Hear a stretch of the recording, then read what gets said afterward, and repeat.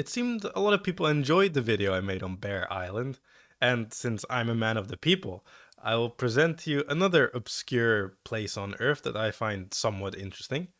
But I'm also a man that is innovative, which means that this time I will not just be talking about one random island.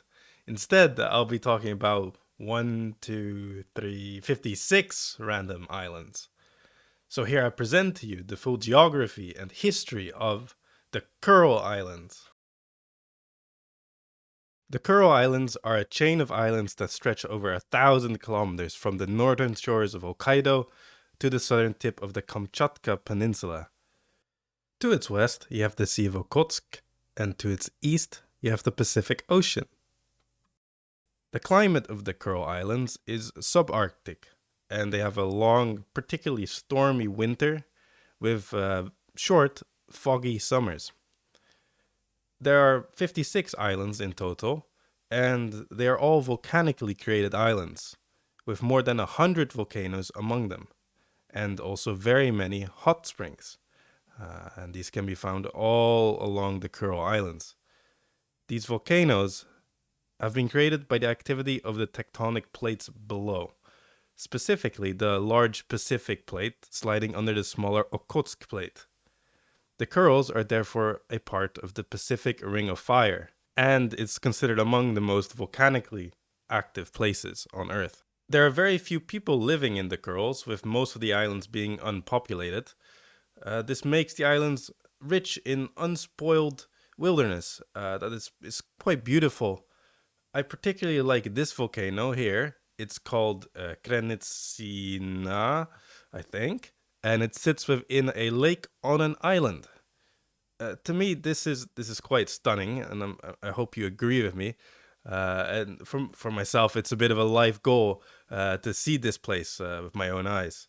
How does something like this even form, you might wonder to yourself, and that's a very good question.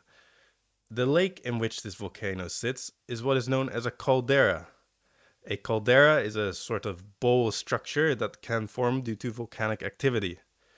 If you have a volcano and it erupts particularly violently, it will release a lot of magma out of the ground. The chamber that sits below the volcano, the chamber that holds all this magma, will empty so rapidly that the structure becomes very unstable. This can cause it to collapse, resulting in what is essentially a sort of sinkhole. With time, this caldera can fill with water, which turns it into a lake.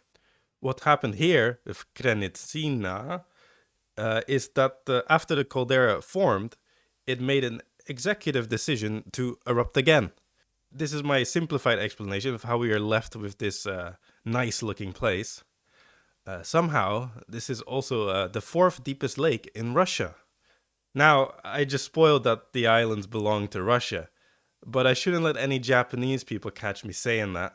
The Kurils are contested islands of both Russia and Japan, and the question of who owns them depends a lot on who you're asking. Japan fully claims the islands up to this point here, and considers the rest of the islands as disputed. Russia just claims all of them. Google Maps takes a diplomatic approach and gives both the Russian and Japanese names. Who actually owns them? It's Russia, as they are the ones who administrate these islands. The inhabitants of the Kurils are mostly of Russian descent and speak Russian, as well as the Russian army and navy are both present on the island. The Japanese currently have no presence on the Kurils. It wasn't always like this, though, as over the last half millennium, these islands have served as one large game of tug of war between the Russians and the Japanese, with both nations controlling the territory at different points. The interesting thing is that neither the Russians nor the Japanese are the native inhabitants of the Kurils. Then, where are the native inhabitants? They're dead. They weren't always dead, however, and some descendants are still alive today. They're just no longer living in the Kurils. The original inhabitants were the Ainu people. Maybe you've heard of them. They are also native people of Hokkaido and Sakhalin. The Ainu were a maritime people who sailed along the Kurils to trade with the native peoples in Kamchatka, and also occasionally their Japanese neighbors to the south. The Japanese were very much aware of the Ainu, but for most of history, they had very little interest in them, or even interest in what went on to the north of them. For the longest time, they did not even realize that Hokkaido was an island and believed it to be part of mainland Asia. For this reason, the Ainu were relatively undisturbed in their little corner of the world. That was up until a land far, far away was in need of fur. This is where I introduce a character into our story. Meet Vladimir Atlasov. Vladimir was a Cossack in Russian service and a renowned explorer of the Russian Far East. He led some of the first organized expeditions into the Far East, and doing so, he was able to discover many new tribes and people groups. Vladimir traveled down the Kamchatka Peninsula and through this became the first Russian to discover the Kurils, and the first Russian to make contact with the Ainu. At this meeting with the Ainu, he killed 50 of them. It's important to note that the records of this time are very accurate and sometimes exaggerated. Vladimir was an absolute character, to say the least, and he played a very important role in the history of the Russian Far East, but he was far from a nice man. His contact with new tribes often ended in a bloodbath if they were unwilling to pay tax, usually in the form of furs. He probably killed several hundred people in his lifetime. He was an explorer, a government agent, and a hunter, but you can also just say that he was a bandit who enjoyed a good bit of pillaging and plundering. He's also known to have traveled by reindeer. I wanted to mention that. During his travels in Kamchatka, Vladimir encountered a wreck of a trade ship where he met a Japanese man by the name of Denby. Denby was invited or kidnapped, it's not entirely known how this went down, and brought him back to St. Petersburg, where he was brought before the Tsar, where Denby told about his home country of Japan. From this and the other information provided by Vladimir, it encouraged Russia to send many hunters and trappers to the Russian Far East, which would mark the beginning of Russian influence in the Kurils. There would also be explorers from other European nations, such as the Dutch Maarten Gerrits and Vries, who would explore the Kurils in search of the rumored gold and silver islands. These islands, of course, never actually existed, and so the other European maritime nations lost interest in the Kuril region. What did exist in the Kurils was fur, and the Ainu, who were skilled hunters, began trading furs with the Russians that visited their islands. In return, the Ainu received European goods such as clocks, mirrors, clothes, and liquor, which the Ainu really liked. One of the main resources specific to the Kurils were the pelts of the Asian sea otter. Asian sea otters were particularly common on the island of Urup, which came to be known as the Sea Otter Island. Sea otter pelts were a luxury item in Russia, Japan, and also China. They were very large and pleasantly soft. This led to a belief in both Japan and China that wearing sea otter skin or sleeping on pillows made from sea otter skin would help fight off disease and would be beneficial for the skin. The sea otter would be hunted near extinction because of this, and still to this day they are considered an endangered species. These furs and Russian goods would be traded by the Ainu to the Japanese, which would represent one of the few sources of trade available to Japan during their period of isolation. You might know of the isolation period of Japan, named Sakoku, during the 17th and 19th century. The Japanese shogun forbade its citizens to leave Japan and forbade most foreign trade, apart from a few exceptions at the port of Nagasaki. Another exception was trade with the Ainu, whose trade became increasingly important during this period. Ainu trade was tolerated, but if the shogunate came to discover that the Ainu were trading with the Russians, it would be a big problem. The Matsumae clan of southern Hokkaido was the overseer of Ainu and Japanese trade, and they were very aware of trade with Russia and did the most to hide this fact from the shogun, as the clan became very wealthy through this trade. The shogunate did have its suspicions, however, and in 1786 they sent a number of officials to the Matsumae domain to investigate Russian trade in Sakhalin and the Kurils. One of these officials was Sato Genrokuro, who interrogated people affiliated with the Matsumae clan, and who were present at a supposed incident in 1778, where Russian traders landed on the eastern shores of Hokkaido to trade with Ainu. Although it was stated that the trade was denied to the Russians, it was let known by the president of Ainu, who were bilingual in Russian, proving that there was in fact frequent contact between the Ainu and Russians. This would be the smoking gun in their investigation. Speaking of guns, the shogun was notably concerned about the possibility of the Matsumai clan buying firearms from the Russians.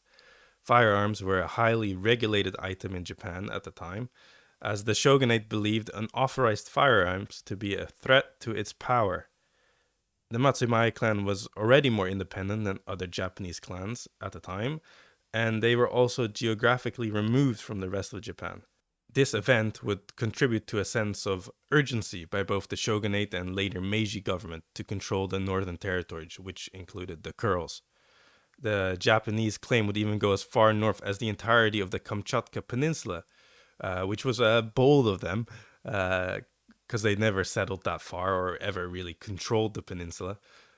A few thousand Japanese people would come to settle in the Kuril Islands, however, and the indigenous Ainu population would be forcibly assimilated or just removed from the islands. Russia was one of the main foreign threats in the eyes of the Japanese, representing a new, more powerful kind of barbarian. You can tell that the Japanese thought this way by a drawing that was made in 1813 when a Russian explorer, Vasily Golovnin, and his crew were captured at the Kuril island of Kunashir. You can see how much bigger the Russians were depicted. They would be imprisoned and released 2 years later. This and a Russian attack on the Kurils a few years prior to this event would increase the presence of Japanese military on these islands. In 1855, Russia and Japan signed the Shimoda Treaty, which would formally put the border between their two countries between the islands of Etorofu and Urup. However, only 20 years later, another treaty was signed in St. Petersburg, giving Japan ownership of all the Kuril Islands in exchange for Sakhalin. This treaty is the basis of the current territorial dispute in the Kurils. During the Second World War, the islands became important militarily as it served as a base for many naval operations by the Japanese. The island of Iturup, the one that has these very impressive looking white cliffs, was the assembly point of the strike force for the Hawaii operation. This was the strike force that did the attack in Pearl Harbor. The United States initially considered for its invasion of Japan to be done through the Kurils. This was, however, considered too difficult, and instead it was chosen to approach through the Marianas. Still, the United States wanted Japan to believe that this was the case, and therefore the United States launched Operation Wedlock, in which the Kurils played a notable role. It, among other things, involved tricking the Japanese into believing that the American invasion of the Japanese main islands would come along the Kurils in order to divert Japanese troops away from the real targets.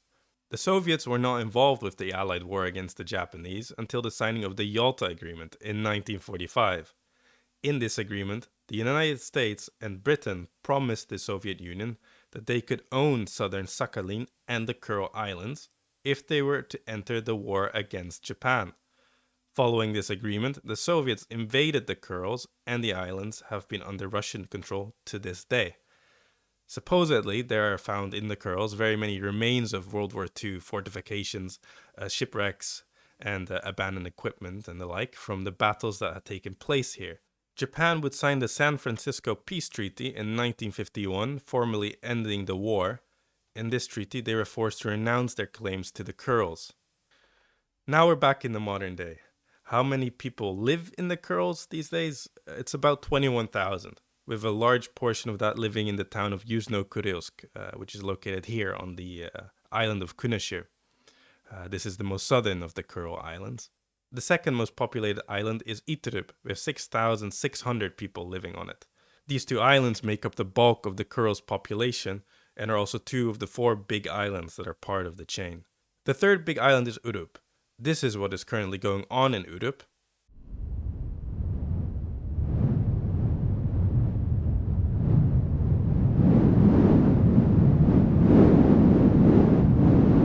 A grand total of 0 people live on this island. The fourth and last of the big islands is Paramushir on the north end of the chain, which also has a sizable population of 2,500.